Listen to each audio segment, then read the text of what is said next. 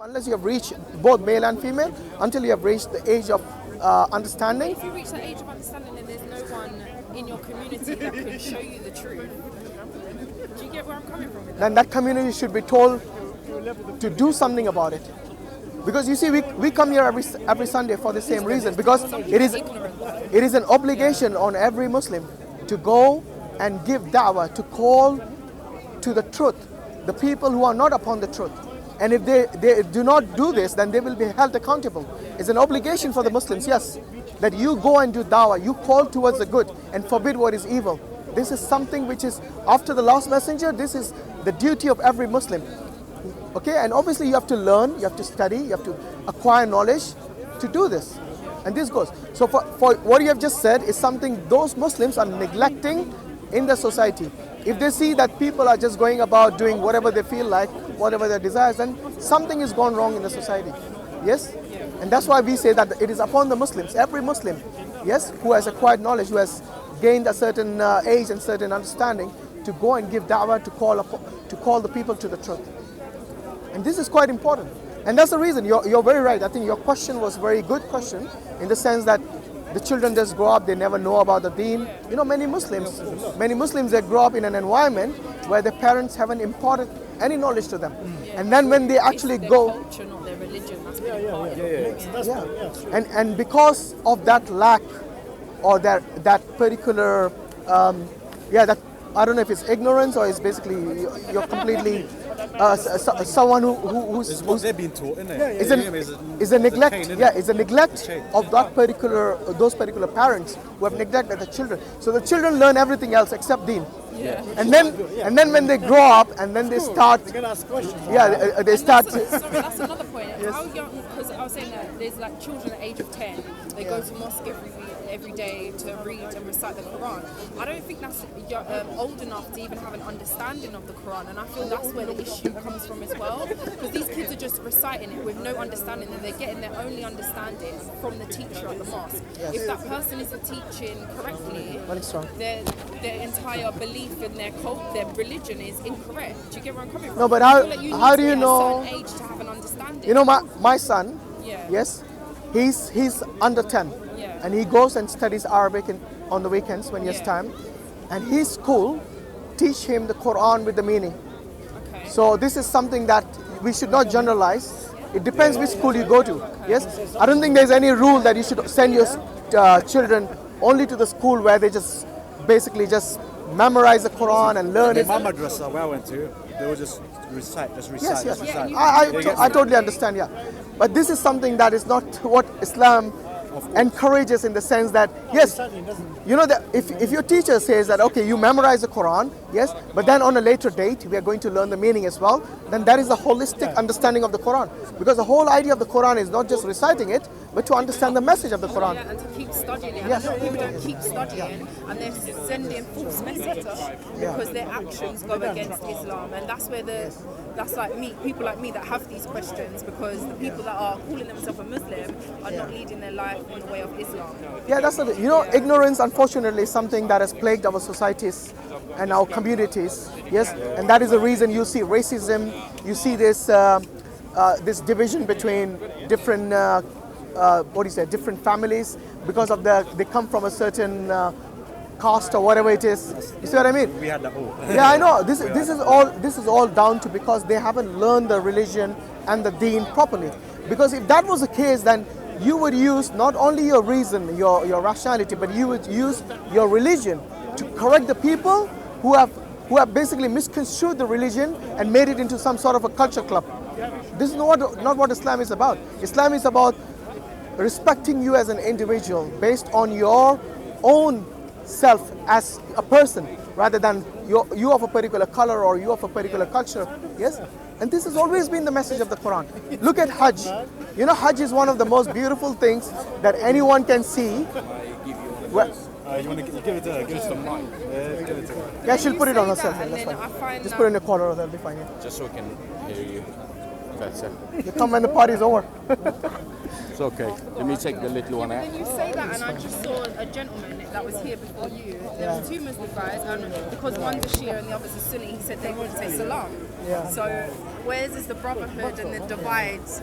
Saying salam, I mean, even if it's something which is just greeting someone with peace, yes? But unfortunately, some people have developed this fanatism, this discord in their hearts, not to greet someone with peace even. But yeah, I was telling you about the Hajj. Yes. So Hajj is something where you see this come into practice, where you have, I don't know, millions of people who go to this one particular holy place, Mecca and Medina later on. It's something that you see during Hajj. By the way, Hajj is only in Mecca, but they go to Medina just out of respect of the Prophet Muhammad sallallahu alaihi wasallam, just to correct myself there. So you see, during this time, you find people of all backgrounds, different colors, different races, different statuses, yes, whether old, whether young, yes, whether they're rich or poor. You see them all clad into one white, two pieces of cloth, for the man and for the woman, just white cloak over them. And this is something which is the beauty of humanity, where you have all different cultures and backgrounds coming into one place and worshipping the one God. Yes, this again is something that you find unique perspective in Islam. Yes, they cleanse themselves, they purify themselves, and they go and worship the one God. Yes, regardless of their background, culture, color, whatever it is. And this is one of the things you must have heard of the story of Malcolm X, where he actually went to Hajj, yes, and he forgot about his color and about his race when he went there, because he probably had this misconception about the Muslims, that maybe they find the Arabs compared themselves superior to the others. But the love and the respect he found and the brotherhood that he found amongst the different people who went for Hajj, it just completely opened his mind to a new domain, a new world that exists within their own world, in a way. And this is something which is the beauty of Islam. Shows you, it changes perception of what Islam is. Because other races, for example, in Judaism, you cannot become a Jew until your mom is a Jew. Yes, so you can only become a Jew based on your race. So if you are a Jewish race, then you become a Jew. I mean, there might be exceptions, where they might allow you to convert to Judaism. But I don't know if they'll be classed as the same pure Jewish person as a born Jew. You see what I mean? And this is something that we do not have in Islam. In Islam is a universal religion where everyone is welcome. But then they have to follow the rules, of course, to remain a Muslim.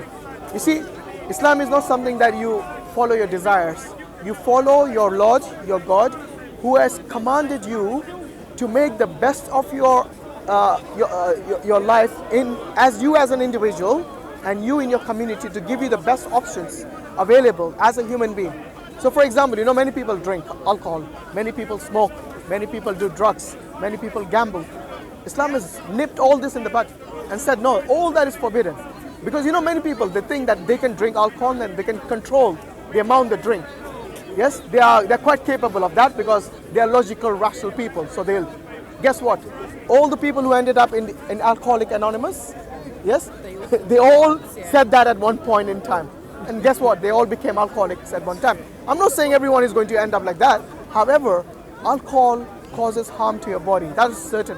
Why would you want to consume any poison that does even minimum harm to your body? Why would you want to do that? Just for the sake of a little pleasure, the momentary pleasure you have? Yes? And these things, you see, Allah has forbidden for you because it harms your body, and your body has a right over you. You cannot treat your body the way you want. And by the way, when I say alcohol and everything, I also mean anything that harms your body. That includes fatty food. That includes consuming food which harms your body. Yes? Especially for Asians like us, all the samosas and all the... you see what I mean? Yes. So this is something that we have to take into account. And Allah has given you a body. You have a right over your body. And you're going to be accountable on the Day of Judgment if you mistreat it. Just like you mistreat your partner or your mother or your children or your parents, your body also has a right. And everything is balanced in Islam. Everything has a meaning. Everything has a right. And everything has accountability. Sorry, everyone has accountability for misusing those rights or abusing those rights. And the same goes with drugs. The same goes with gambling. Because people who gamble, they think that, we can control it. But then the urge takes over and they go out of bounds. They go into debt. Sometimes the families are destroyed. Sometimes they have friends, they borrow money, they can't repay back. The friendship is destroyed. The relationship with the parents is destroyed because they borrow money from the parents and from the brothers and sisters, and they can't repay back. So all this causes disharmony because we do not see this as an individual problem. We see this as a problem for the whole society. Yes? So even a person might be drinking alcohol and he says it's harming me, not anybody else. He doesn't realize that he's drinking alcohol, and when he goes over the limit, when he's unable to think correctly, yes, when he loses his ability to judge, when he's driving a car and he knocks someone dead, yes, that individual who died might be somebody's father, might be somebody's brother or sister, yes. They have taken away their entire life. They might have taken away a mother from the children because of the negligence of that person who was drinking. Now look at Islam. Islam nips all that in the bud, and it completely changes society in the sense that all these harmful things, you know, if you go every Saturday in certain places where there are lots of bars and pubs, you see people, very educated people, high status in the society. When they go in the society, they won't even behave like that. They will dress appropriately. But when they are drunk, you should see the state of them. They're puking on the streets, walking on the four limbs, you know, literally behaving like animals, unfortunately. I don't truly think that you can be a good Muslim in the Western world. Why not?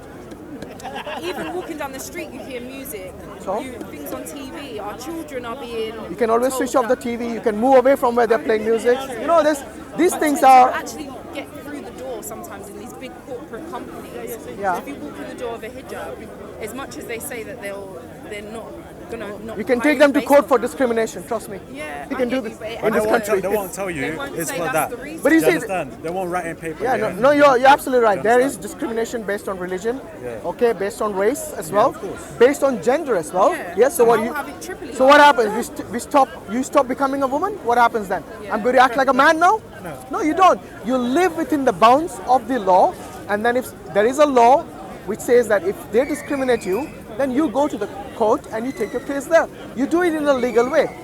The struggle that you go through in this life is something that Allah will give you the ajr, the reward for that, for the struggle. So you see, whatever you're losing in this world, don't think it as something that you have lost. Allah says, the Prophet Muhammad says that even if a thorn pricks you, yes, and you have pain and you bleed from that, your sins are being washed away. Your sins are being basically what's the word I'm using? Expiated. That's the one. Yeah. It's been so. Even if a thorn pricks you, your sins are being forgiven. And this bear in mind is the purpose for being alive, isn't it? Yeah. So whatever life gives you, say if you're, let's forget the big job and forget the being a head of a corporate company, having riches. Say if you're a limbless person in a desert who has minimal food, maybe some water. Even that individual, his life is valuable, or her life is valuable, and they have a purpose. Their purpose is the same as our purpose. So, in a way, you have to, all of these things that we're thinking about, what about work and what about discrimination, they're clouding you away from the reality. The reality is, why are you here? What are you on the earth for? The purpose. Not to get a job, not to, these are all perks. If you've got a heartbeat, like an international this is you're lucky. And you need to know why have I been given that heartbeat, why am I alive? And that purpose is, as Brother Hashim explained really well, is to worship the Creator without partners, associating nothing with Him, whether it's other people, whether it's trees, a forest, whether it's the stars or the moon, worshiping the Creator alone, without partners, directly. And this is what all the prophets have taught from the beginning. Abraham, Moses, Jesus, they all preached the same. That you worship the one who sent the messenger. And that's all what the messengers say. That's what the Quran says. وَمَا خَلَقْنَا الْجِنَّ وَالْإِنسَ إِلَّا لِيَعْبُدُونَ, which means Allah has created the mankind and the jinn except for the worship of Allah. So that's and what does it mean, worship Allah? It doesn't mean you go in the mosque or you go at home and sit in front of the Quran or you pray all the day. It's everything which I explained to you in terms of the rights of the neighbors. That is the worship of Allah. So everything that Allah has basically recommended and commanded you to do, this is the worship of Allah. Yes, which I told you about, not to drink alcohol and all the things that He has forbidden you. If you basically stay away from that, then that is the worship of Allah as well. So basically, to lead your life as a good Muslim, as someone is a good mu'min, someone who believes in one God, His messenger, His angels, His books, yes, respects the neighbors, respects the society, doesn't do anything that harms other people, yes. And this is what, giving the right to the parents, right to the children, the right to your body, for example. These things, all this constitute to, so you submitting to God is what this all is about, yes. And like I said, submission doesn't just mean you fall on your forehead on the ground and prostrate to God all day. No, that is not something that Allah or the Rasul expects of us. Yes, we have to lead a holistic life in which we do not disobey Allah and His Messenger. I think that's where I am at the minute. I believe in Islam, but I'm not ready to submit. I think what you really need is you need some company which will help you. A woman, a good Muslim woman who will perhaps help you with your get over these hurdles that you have in your life right now. I know there are other things like society, like the parents, maybe like the family and the culture and all that. That is there too. But what you really need to do is all that you can push aside. Like my brother here said, your life in this world is obedience to Allah and obedience to the Messenger, and this is what should be the priority. Everything else comes secondary. But obviously that doesn't mean you neglect it, you ignore it completely, because we are here to lead a holistic life. And if these things are causing a problem, they will play on your psychology, and you have to obviously get over it. But sometimes getting over it can also mean maybe locating to a different place, yes, where you feel comfortable. So maybe look at it from that perspective. I'm not telling you to move tomorrow, but if this is something which will make your life worth living, in the sense that it will not play on your mind all the time and cause some sort of distress, some sort of discomfort, yes, then the best thing is to move to a place where it'll be easier. Yeah, where you have like-minded people, where you have... You haven't got anyone leading the same life as you. Do you have any Muslim friends who are women? I wouldn't say they're the best role models of how to live an Islamic life. Okay. And that's what I have found, that the people, it's more about their culture than it is their religion. And I don't want to jump into a religion and start messing around with it. And do you get what I mean? If I'm doing it, I want to do it properly. And that's what I found over the last 10 years of being a Muslim. I've been on my journey of understanding, and now I'm ready to take my journey of committing and submitting. So maybe you can take your Shahada now? Technically, I am a Muslim. You're a Muslim already, yeah, alhamdulillah. I took my Shahada at a young age, so I didn't have the understanding then, do you get what I mean? So now I'm an adult, I'm doing it for the right reasons, and I'm trying to gain that understanding and submit in the right way. You should do it gradually, but one thing I would recommend in your case is you find someone who is a mentor, someone that you respect, someone you think will benefit you in terms of giving you knowledge about the deen, about the Quran, about Sunnah, and once you have harbored this friendship, then perhaps it'll benefit you in the sense of how you look at the world. Because right now I feel, or I sense, that you are isolated, and because of this isolation you're unable to get out of this circle, which is kind of hindering your progress as a good Muslim. So maybe that is the first thing you might want to do. So find either a mentor and befriend that person, yes, and maybe they can impart some knowledge to you in the sense, and read some books on it. There are lots of books by good scholars, yes, very good books, and take it step at a time rather than taking it all at one go. And do not procrastinate either. So you need to keep the balance. It doesn't mean that, oh, I'm leading a good life, so everything is good and everything is perfect. No, that is not perfect. Perfection should be achieved by hard work. It's not something that comes automatically. It's something in any field. Whether you go to the Olympics, you don't just reach like that, yeah? You need to work hard for it, yes? Whether you be in your career as well, if you want to become someone of a high-grade employee, then you also work hard for it. Same thing in Islam, yes? And that's why I said, you will be judged based on your righteousness. And this righteousness is work, is actual action, not just cramming books of knowledge, because many people do this, yes? Because this is something that is very important. You have faith, you have knowledge, but then that should be it should be along with the work that you put in. So it's not just praying and just reading the Quran only, but to act upon it as well. Just one, you said you weren't ready to submit. Yeah. What made you say that? I think holistically, yeah. Everything, like the culture, my understanding of why we do things. Because I'm not the type of person that I'll just do it because I've been told to. I need to really understand it and do it for my own Absolutely. inner want. Do you know what I mean? I don't want to just do it because everyone does. I've never been that sort of The person. reason I asked you the question is actually, in reality, you're already submitting to something. You're getting up and going to work. You're submitting to the times that your boss has laid out. Yeah. You're going to work and you're sitting there. I'm submitting to the man. But Absolutely. And you're when the bill arrives on your home, you're opening it up. Pay by this time. So you're already in submission. Yeah. And that's the nature. We get hungry. We go and eat our food. So we're in submission to our hunger. No, I think she was saying that I want to find a reason why I need to do certain things. Is that what he meant? Yeah. I understand. Yeah. So it's not just submitting. It's a reason behind it. I think. Yeah. I think what the situation is that you've got to again take the bigger picture. We need to who are we submitting to? We need to submit to the Creator, and that's really the picture. This is what all the prophets are saying to you. So, in a way, you are submitting to a certain extent because of God has placed in you physical limitations, and we are bound by those. So we are submission to those. But what's required from you is the voluntary submission of yourself to God's way of living on the earth. It's not easy. Yeah, it's not. But that's what truth does to you. If you know something is true, it compels you. I think it's taken me about 10 years to actually realise in my heart that this is the right route. Because when I did convert, it wasn't for the right reasons. So it's taken me a long time to actually get back to this place. And I feel like, in a way, I know it might sound a bit weird, but I feel like Allah is wanting me to submit. He brought me a Muslim man into my life. Yes. So I think this is the direction I should be going, definitely. But as he said, it's about understanding it for myself and reading and finding It's understanding, reading, and then practicing it. Yeah, Quite practice, important of because course. many times we just read and we just stop there. Yeah. We need to put that into practice because the Quran, the whole idea of the Quran is not just to read it, but to put that into practice in your life. Yeah. And this is what the Prophet Muhammad ﷺ is basically the walking Quran. He used to practice what he preached. And this is, for every individual, you need to do this in order for you to gain that reward and that acknowledgement, yes, in your deen as a Muslim. Because if you're going to do everything half-heartedly, then it is not something that you're going to succeed in.